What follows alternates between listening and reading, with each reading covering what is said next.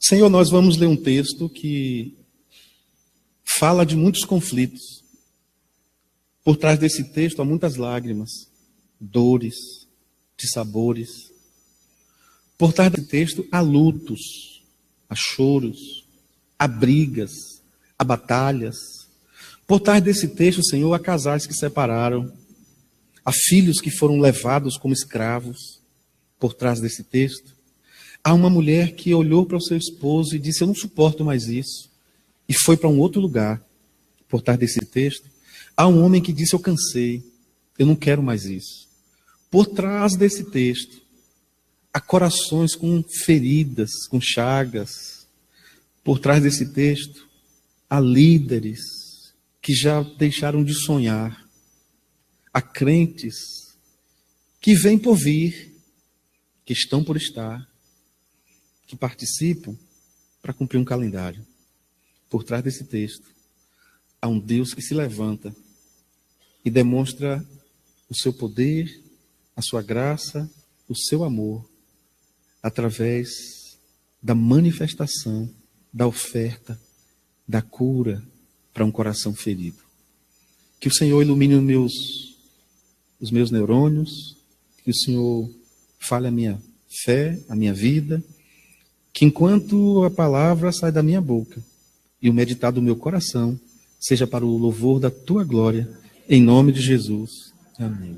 Salmos 147. Diz assim a palavra do Senhor: louvai ao Senhor, porque é bom cantar louvores ao nosso Deus, porque é agradável, decoroso é o louvor. O Senhor edifica Jerusalém, congrega os dispersos de Israel, sara os quebrantados de coração, e lhes sara as suas feridas. Conta o número das estrelas, chama-as, cada uma delas, pelos seus nomes. Grande é o nosso Senhor, grande é o poder dele, e seu entendimento é infinito. O Senhor eleva os humildes e abate os ímpios até a terra. Cantai ao Senhor em ação de graças. Cantai louvores ao nosso Deus sobre a harpa. Ele é o que cobre o céu de nuvens, o que prepara a chuva para a terra, e o que faz produzir erva sobre os montes, o que dá aos animais o seu sustento, aos filhos dos corvos, quando clamam. Não se deleita na força do cavalo, nem se compraz nas pernas do homem. O Senhor se agrada dos que o temem, dos que esperam na sua misericórdia. Louva, ó Jerusalém, ao Senhor. Louva, ó Sião, ao teu Deus, porque fortaleceu os ferrolhos das suas portas. Abençoa os teus filhos dentro de ti. Ele é o que põe em paz os teus termos, e da flor da farinha te farta. O que envia o seu mandamento à terra, a sua palavra corre numa velocidade absurda. O que dá neve como lã, espalha a geada como cinza. O que lança o seu gelo em pedaços, quem pode resistir ao seu frio? Manda a sua palavra e os faz derreter. Faz soprar o vento e correm as águas. Mostra a sua palavra a Jacó, os seus estatutos e os seus juízos a Israel. Não fez assim a nenhuma outra nação, e quanto aos seus juízos, não os conhece. Louvai ao Senhor. Irmãos, lembra quando nós estudamos aqui sobre Neemias, quando falamos do sacrifício e da luta de Neemias? Quando nós explicamos um pouquinho que a primeira turma que saiu do cativeiro sai com Zorobabel, e Zorobabel ele tem um papel fundamental na construção do templo.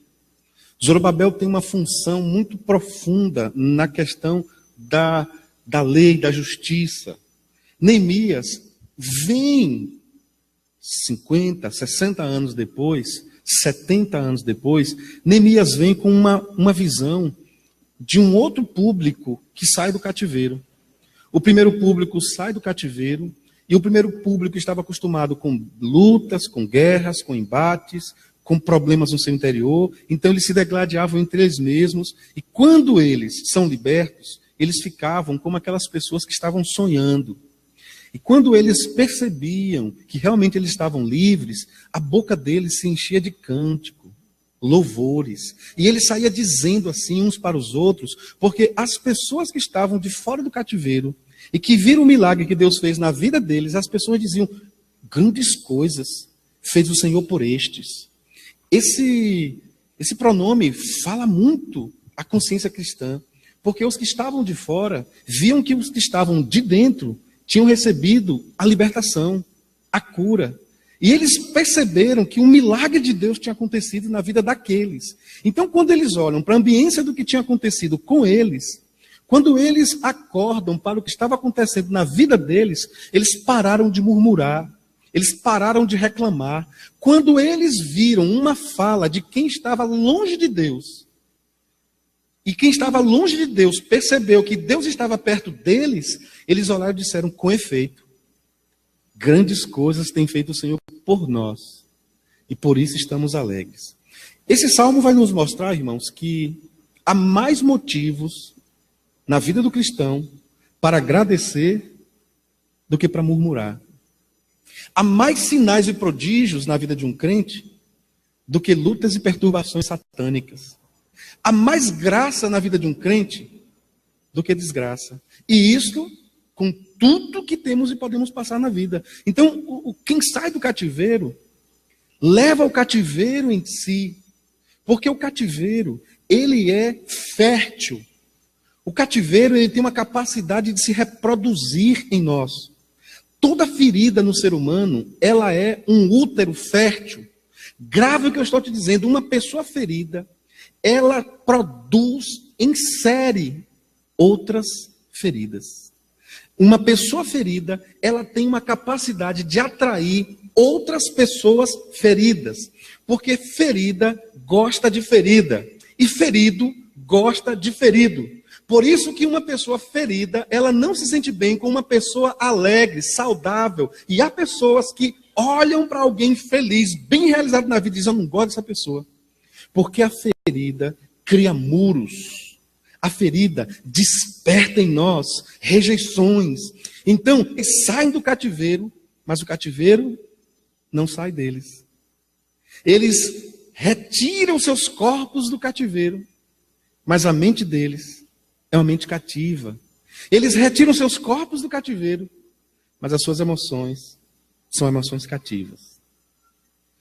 Como já está tudo gravado, então, tanto o pessoal da internet como quem está aqui não vai poder dizer: o pastor está me dando indireta, vai poder dizer assim: o pastor está me dando uma direta. Perceba bem, há pessoas que elas se tornaram especialistas em terceirizar o seu problema. Isso pode ser uma culpa, uma rejeição, e ela pode se manifestar com um processo de soberba, uma autoestima lá em cima, a ponto de olhar para os outros no salto, como ela também pode ter uma alma abatida, caída, uma autoestima lá embaixo. Isso tudo pode ser produzido desde a infância, num simples tratamento, numa criança sentada ali e alguém chama a atenção de uma forma mal educada, inconsequente, alguém que não tem zelo por falar, e quando essa pessoa vai chamar essa criança a atenção, diz assim: tome vergonha, você vai crescer, você vai ser... E essa pessoa carrega isso e sua autoestima fica lá embaixo, porque a sua estima não foi estimada. Então nós vamos perceber que neste contexto, eles saem do cativeiro, mas o cativeiro continua neles. E agora vem a segunda turma que sai com Neemias, lembra? Neemias, ele não é responsável pela construção do templo. Acho que vocês lembram. Neemias é o sujeito que chega e vê a situação caótica de Jerusalém. Quando os irmãos, quando Anani vem e conversa com Neemias, Neemias pergunta: como é que estão os nossos parentes? Como é que está o nosso povo? Ele diz assim: a situação está feia. As portas de Jerusalém estão queimadas. Ele começa a dar um relatório. Você lembra o que aconteceu com Neemias? A Bíblia diz: Neemias sentou-se. Você lembra na época? E chorou. Quando Neemias chora, eu não estou vendo um homem ferido. Porque muitas pessoas acham que quem chora muito é uma pessoa ferida. Às vezes o ferido é quem chora pouco. Ou quem não chora nada. Às vezes quem chora muito está demonstrando cura. E há uma coisa que eu sempre digo: quem retém lágrimas, retém emoção e retém a cura. Pessoas secas por dentro não lubrificam a sua alma. Pessoas que não receberam a chuva de Deus no seu coração para tornar um coração fértil, árido, uma terra preparada, é alguém que, isso eu digo do fundo da minha alma, se não enfrentar um sério problema hoje, amanhã, 2018, em um ou outro momento, vai enfrentar. Neemias volta com esse povo, e quando esse povo volta, você lembra que Neemias está ali construindo, e vem bilhete, e Neemias diz, eu não vou parar, porque eu estou fazendo uma grande obra. E você lembra que nós falamos que havia uma infiltração, havia problemas internos, e agora, irmãos, o que está acontecendo? Eles regressam do cativeiro, mas eles ficam o tempo todo falando do cativeiro. Eles voltam do cativeiro, mas a pauta deles é tudo o que aconteceu no cativeiro. Tu lembra, João?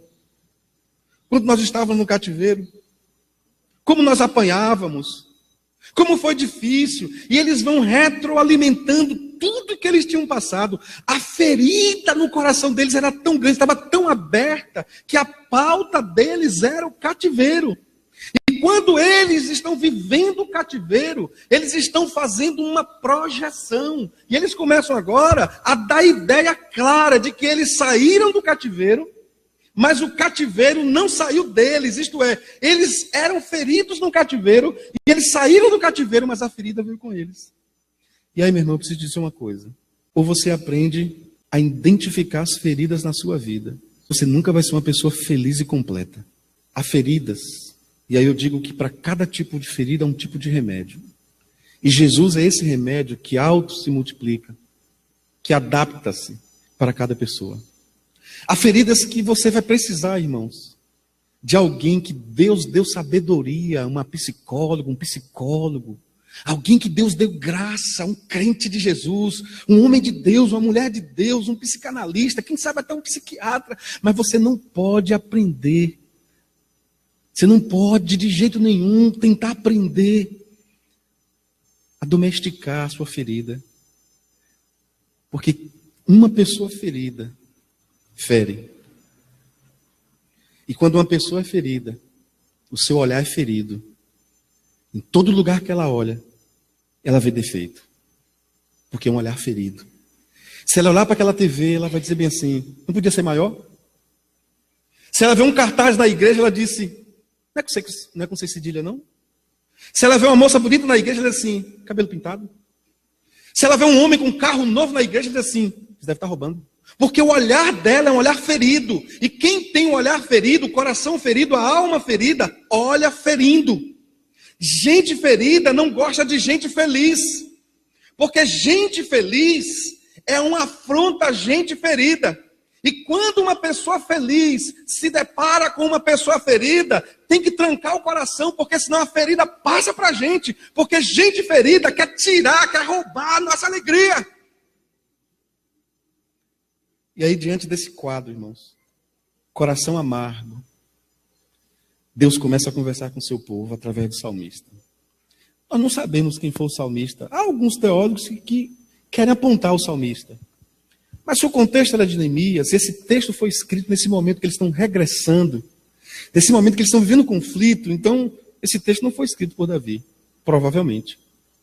Então ele diz assim, gente, louvai ao Senhor, porque o Senhor é bom. Não sei se vocês conseguem pegar o meu pensamento, mas imagine uma pessoa que está no futuro. Quem é aqui que pode estar no futuro? Alguém pode estar no futuro aqui? Ninguém. Quem está no futuro? Deus.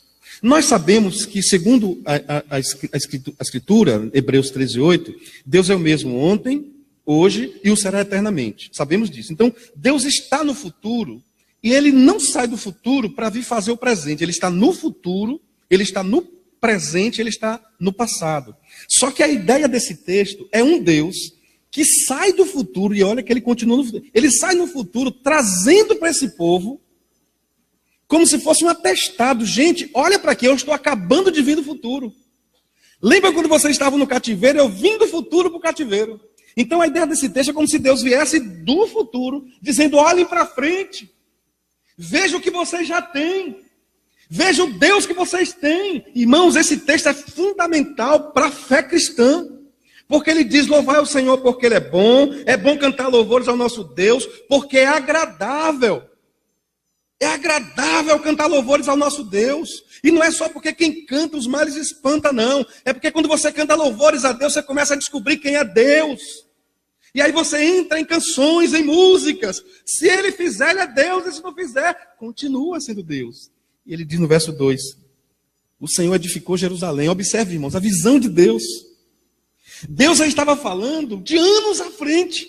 Esse texto faz coro com Isaías 40, onde Isaías diz, seca-se a erva, a flor, murcha tudo, mas a palavra do Senhor subsiste eternamente. Deus tentando mostrar para o povo, gente, fui eu que tirei vocês do cativeiro. Se vocês não me tivessem, vocês estariam hoje num cativeiro. E aí ele diz assim, fui eu que edifiquei Jerusalém. Jerusalém não é o objeto de adoração de vocês? Jerusalém não é o lugar que vocês querem cultuar? Jerusalém não é a qualquer luxo dos crentes? Fui eu que construí Jerusalém, isto é, eu sou mais importante do que Jerusalém. Eu sou mais importante do que Alvorada. Eu sou mais importante do que pastor qualquer, porque eu sou quem edifico tudo.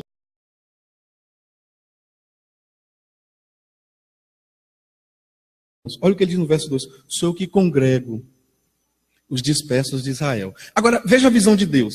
Ele edifica Jerusalém, isto é, ele constrói, ele tem base, mas ele congrega os dispersos de Israel. Os dispersos de Israel, irmãos, são aqueles judeus, são aqueles cristãos, vamos dizer assim, que eles estão em todos os lugares na diáspora, no deserto, no cativeiro. Então ele diz assim, eu trago do cativeiro, eu trago nananã. Irmãos, é mais ou menos assim, ó. Eu sou de Itabuna. Você é de onde, pastor Marcelo? Quaraci. E você, João? Salvador. E você, Marcos? De Feira, metido. E você, Neemias? Pernambuco. Então aqui Deus já congregou 4 pessoas de lugares diferentes. 5 pessoas de lugares diferentes. Então Deus foi congregando. Gente, sou eu que congrego os dispersos em Israel. E de Israel, eu quero falar aqui uma palavra profética para a sua vida. Abra o seu ouvido que eu vou te dizer. Quem está falando é a palavra de Deus. Onde estão os teus filhos? A Bíblia diz que ele congrega os dispersos de Israel. Deus vai trazer para ele. Onde está o seu marido? A sua esposa está onde? É Deus quem faz congregar, irmão. Ele diz, eu congrego os dispersos de Israel. E tem gente ferida por dentro, porque Deus não fez ainda o que ele quer, o que ela quer. Tem adolescentes sofrendo depressão. Um dia desse me disseram isso numa igreja aqui em Ceará. Tinha uma menina com 14 anos com depressão, porque minha mãe, com quem que eu vou casar? Minha mãe está com depressão. Minha filha, para de besteira. Se Deus é Deus que eu conheço, você pode estar com 70 anos. Deus vai trazer um varão de Deus para a sua vida. Diga amém. E vai trazer bonito, vai trazer cheio do Espírito Santo. E mesmo que seja feio, Deus faz o feio ficar bonito. Glória a Deus. 3, que é a minha ênfase. Deus congrega o povo. Aí Deus traz Neemias de Recife. Neemias foi criado de uma forma. Aí vem Neemias, que o pai de Neemias tinha uma sola desse tamanho. E quando Neemias saía, dava um passo, o pai de Neemias pegava Neemias e sola. Neemias não tinha equilíbrio no sim e no não na vida. Neemias foi criado num cativeiro. Neemias não podia ir à casa de um amigo. O pai de Neemias trazia Neemias na corda curta. Aí Neemias vem para a igreja. Aí Neemias agora fica com raiva de todo homem que é líder na igreja. Porque todo líder na igreja, Neemias acha que é o pai dele, que quer bater nele, que quer cercear ele. Aí Neemias vem para a igreja achando que todo líder na igreja, todo homem na igreja é o pai dele. E Neemias olha para todo mundo dessa forma. E aí Neemias vê um menino na igreja. E Neemias olha para aquele menino assim, esse menino não pode ser feliz. Esse menino não pode andar na igreja. Porque no meu tempo eu fazia isso, isso, isso. Aí Neemias vem para a igreja. Aí vem pastor Marcelo. Pastor Marcelo foi criado em Quaraci. Descalço, sem camisa, correndo para tudo quanto é lado, e vai para casa do vizinho, e vai para a fazenda de Dona Joana, e acabou, e entra na igreja, e não sei o quê. Vem pastor Marcelo para a igreja. E pastor Marcelo chega na igreja, e pastor Marcelo quer fazer tudo do jeito dele, ele quer ir para lá, ele quer vir para cá, ele quer daquele jeito, e se o pastor disser não faça isso, ele diz, quem é ele para fazer isso comigo? Aí vem João para a igreja. João vem para a igreja e João é aquele sujeito que ele gostava de acordar, com 14 anos, ele gostava de acordar meio-dia. E quem quiser que falasse alguma coisa para ele, acordava meio-dia. Mãe, cadê a comida? Aquele homem zarrão grandão, magricelo, 10 pães com manteiga, deixava prato na mesa, tudo de qualquer jeito. Aí vem João para a igreja. Aí João chega na igreja e vai tocar a bateria, e o culto começa às 10, João chega às 10h15. E o pastor está pregando, e João não está nem aí para o pastor, porque João não está nem aí para ninguém. Aí vem Marcos para a igreja, acostumado a comprar tudo falsificado no Feiraguai. Tudo. Aí Marcos da igreja, ele quer implantar programa pirata na igreja. E se o pastor disser, não, meu filho, a gente tem que comprar um programa oficial. Que programa oficial, pastor? Aí Marcos vem para a igreja, querendo a igreja dele, do jeito dele. O que é que Deus faz? Deus congrega todo esse povo no lugar. E Deus começa a olhar para o pastor Marcelo, para Marcos, para João, para Neemias e diz, meus filhos, sou eu que saro os quebrantados de coração. Não importa a ferida ou quem feriu, sou eu quem saro os quebrantados de coração. Poderia contar muitos exemplos, eu vou fazer realmente uma série sobre isso. Mas uma moça de Manaus, uma senhora que já está numa certa idade, ela mandou eu vou pedir autorização a algumas pessoas para postar aqui, omitindo algumas coisas. Mas ela me disse, pastor, eu tenho ódio de homem. Eu disse, por que a senhora tem ódio de homem? E ela foi me contando a história dela. E na cidade que ela mora, ela tem que rodar horas e horas de ônibus. Ela disse, pastor, às vezes eu estou sentado no ônibus e chega uma pessoa mais velha do que eu. Eu não dou lugar porque homem tem que sofrer. Sabe por quê, irmãos? Porque uma pessoa ferida tem prazer em fazer o outro sofrer porque ele sofre. Aí uma outra, irmãos, eu não posso contar a história dela completamente aqui, mas ela era uma adolescente. E naquela igreja, uma determinada pessoa que exercia um cargo de liderança na igreja tentou beijar aquela menina à força. E hoje aquela menina tem uma determinada idade. Está casada e bem casada. Mas ela disse, pastor, eu nunca pratiquei, mas eu tenho uma paixão por mulher, pastor. Eu quero dizer para vocês aqui nessa manhã, há muita gente ferida me ouvindo, tanto aqui como na internet, que se for abrir o cofre do coração vai sair coisas, mas eu não quero saber. Eu quero dizer para os irmãos, para quem está na internet, para a minha consciência, é Deus que sara os quebrantados de coração e cura. Olha o que a Bíblia diz, todas as suas feridas. Vamos orar? Sei que para um pastor, principalmente o pastor local, fazer alguns desafios para uma igreja que vive a palavra de Deus é fácil. Mas para uma igreja que não vive a palavra de Deus é difícil.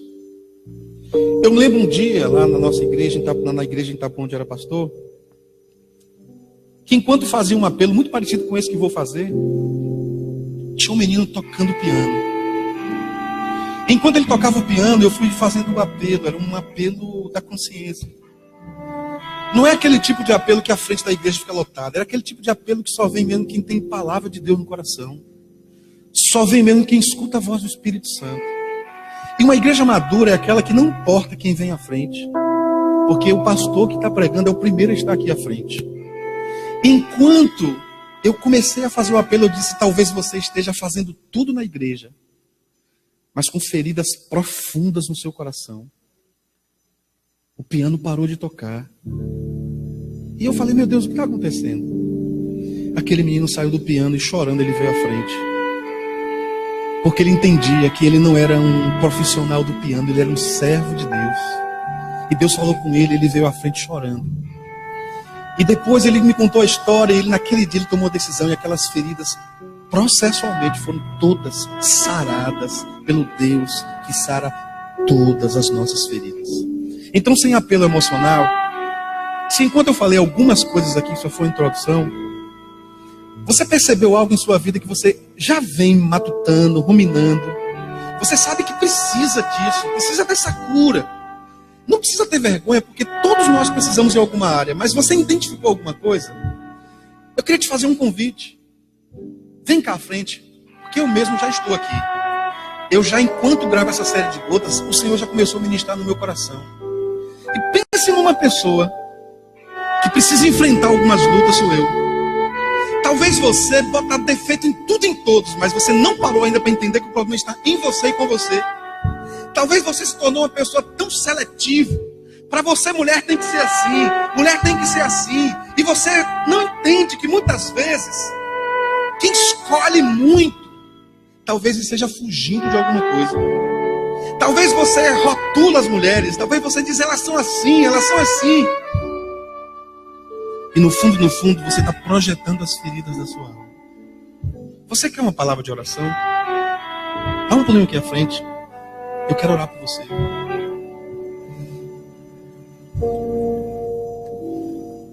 Queria que a igreja fechasse os olhos.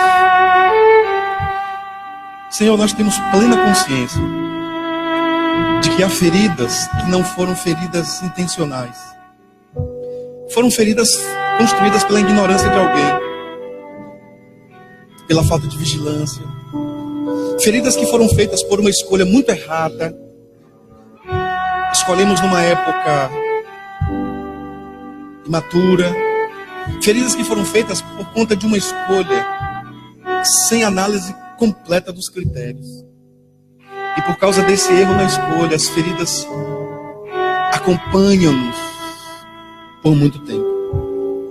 Há feridas que foram feitas por causa de enfrentamentos que fiz sem necessidade, não aprendi a fugir. Há feridas que foram feitas porque eu coloquei os meus pés e as minhas mãos e o meu coração onde não deveria ter colocado. Há feridas que foram feitas por rupturas, por mortes súbitas. Há feridas que foram feitas porque eu fui me abrindo, eu fui descendo. E quando eu me percebi, eu já estava num poço tão profundo. E os meus pés estavam numa lama, num charco que era fruto da ausência da água. A água da vida. Oh Deus. Muitas pessoas vêm à frente, outras ficam sentadas, porque as pessoas respondem de forma diferente.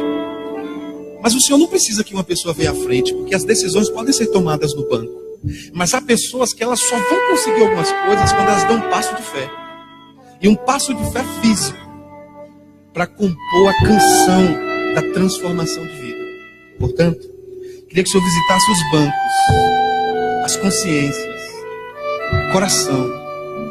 Mas o que eu mais peço ao Senhor, se o Senhor encontrar um coração aberto e uma fé estabelecida, eu tenho certeza que curas podem ter acontecido agora mesmo.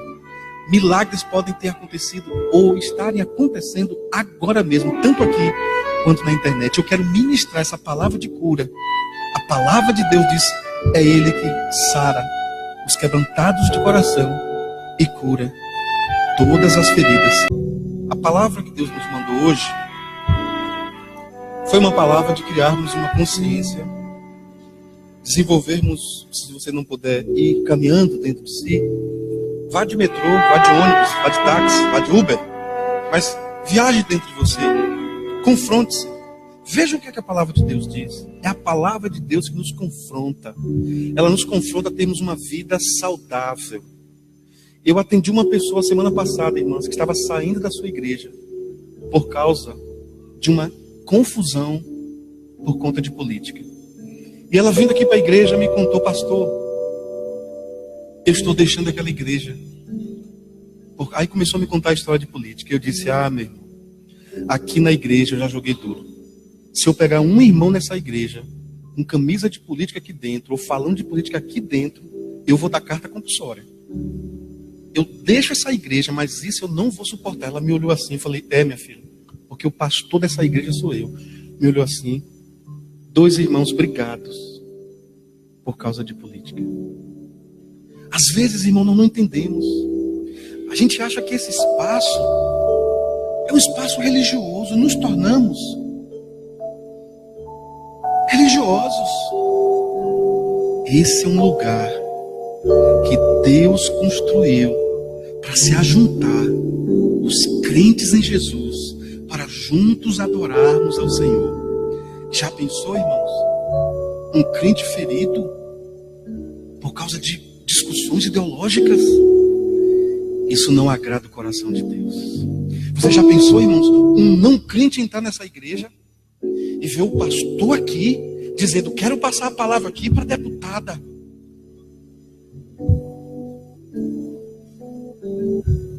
Igreja, irmãos, igreja é lugar da palavra de Deus. Amém, meus irmãos? Que o Senhor vos abençoe e vos guarde. O Senhor faça resplandecer o seu rosto sobre vós e tenha misericórdia de vós.